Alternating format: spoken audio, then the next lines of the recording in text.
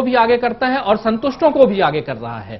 तो ये मजेदार देखने वाला तथ्य होगा कि क्या लोग जो असंतुष्ट हैं वो बाहर निकल के आएंगे 75% वाले, या जो संतुष्ट हैं वो बाहर निकल के आएंगे। और 3540 के बीच की जो खाई है, 3540 के बीच में बहुत करीब वाला मार्जिन चल रहा है, बहुत करीब। ये बिल्कुल मैं समझूंगा। प्रज्ञान जल्दी से आपसे, फिर मैं भोपाल का रुख करूंगा। दीपक जी हमारे साथ अगर जुड़े हैं बीजेपी नेता, उनके पास जाऊंगा। हाँ, मेरी भी दीपक जी से एक सवाल है, लेकिन पहले इसको मैं एक चीज, जैसे जैसे सर्वे आगे बढ़ रही है, मैं राजीव के बात से सहमत हूं। सिर्फ 5.5% का फर्क है फुली सेटिस्फाइड और फुली डिससेटिस्फाइड की बीच में। लेकिन 5.5% में भविष्य मैं जानना चाहूंगा कि भविष्य ये 5.5% कितने सीटों का मसला है? मतलब अगर 5.5% वोट देखे, हाँ, वो कितनी सीट लाएगी? क्योंकि अगर ये इसको माने हम तो बहुत नेक टू नेक चल रहा है, लेकिन 5.5% में नेक टू नेक मानने को मुझे थोड़ा सा हेजिटेशन है। देखिए, आज के डेट में जो छत्तीसगढ़ का जो माहौल है, जो वहाँ पे इलेक्शन कैंपेन चल रहा है, उसमें 5.5% बहुत छोटा आंकड़ा नहीं है, ये बड़ा आंकड़ा हो सकता है। क्योंकि जो आधार है, जो सर्वे का आधार है, उसमें ये बिल्कुल क्लियर है कि जो भी है वो क्लोज होने वाले। तो 5.5% को हम इग्नोर नहीं कर सकते। जहां तक बात है 40% लोग सेटिस्फाइड है, तो एक तरफ इसको जरा उल्टा देखें तो ये देखिए 60% लोग बिल्कुल नाराज हैं। तो ये भी तो हो सकता है कि कुछ भी हो सकता है, इसमें उतना ज्यादा अभी श्योर नहीं हो सकते बीजेपी वाले, और कांग्रेस भी श्योर नहीं हो सकते। मेरा अमित, इस पे मैं एक सवाल दीपक शर्मा से पूछना चाहूंगा। आप दीपक शर्मा से सवाल करें, उसके बाद फिर हम और स्थितियों को समझने की कोशिश करेंगे तेजी से बढ़ते हुए। दीपक जी, आप भोपाल में बैठे हुए हैं, छत्तीसगढ़ के माहौल को निश्चित तौर से आप बेहतर जानते हैं। अभी तक का जो आंकड़ा आ रहा है उसमें लग रहा है बड़ा नेक टू नेक फाइट हो रहा है।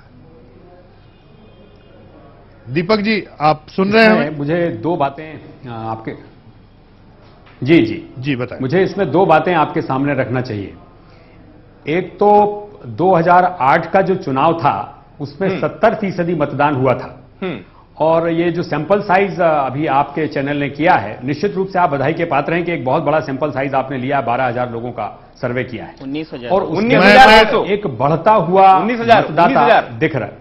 19,000 दीपक तो जो जी 19,000 का आपका 19,200 का आपका जो सैंपल साइज है, इट इज अ वेरी अच्छा बड़ा साइज है जी। और प्रबंधन के हिसाब से भी हम देखते हैं कि उसमें से भी यदि 75% लोग आपको कहते हैं कि वो मतदान करेंगे, तो ये निश्चित रूप से मान के चलिए कि जो पिछले 2008 में मतदान हुआ था उससे अधिक मतदान होगा।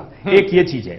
दूसरा, संतुष्टि और थोड़ा संतुष्टि को जब हम क्लब करते हैं तो ये आता है 46%। यदि ये जो 46% है, ये दिखाता है कि एंटी इनकम्बेंसी नहीं है। क्योंकि असंतुष्टता यदि होती है तो वो एंटी इनकम्बेंसी में हमको परिवर्तित होती है। ये जो 46% है ये पॉजिटिव है, और ये पॉजिटिव है with the increase voting percentage, ये 5 से 6% का अंतर भाजपा के वोटों में लाएगा।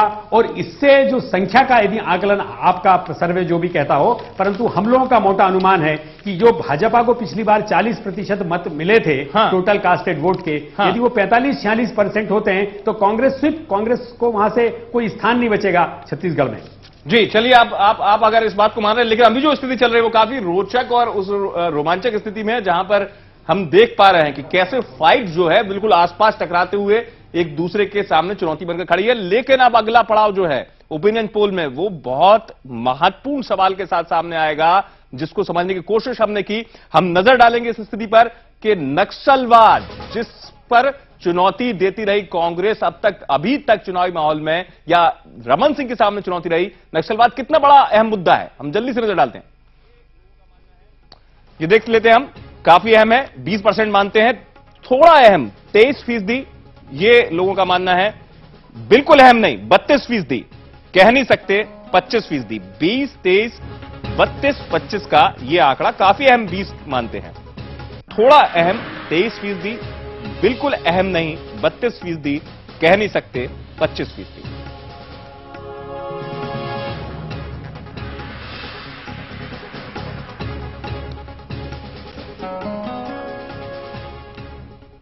जी, चुनौती के सामने सरकार के सामने मसला रहा, लेकिन कांग्रेस जिस तरीके से आक्रमण करती है इस पूरे मसले पर, और इस चुनावी वर्ष में खासतौर से जब नक्सलवाद की बात हो रही है, बड़ा मुद्दा बन सकता है। तो हमारे ओपिनियन पोल में जो बात सामने निकल कर आई है वो आंकड़े आपने देखे हैं।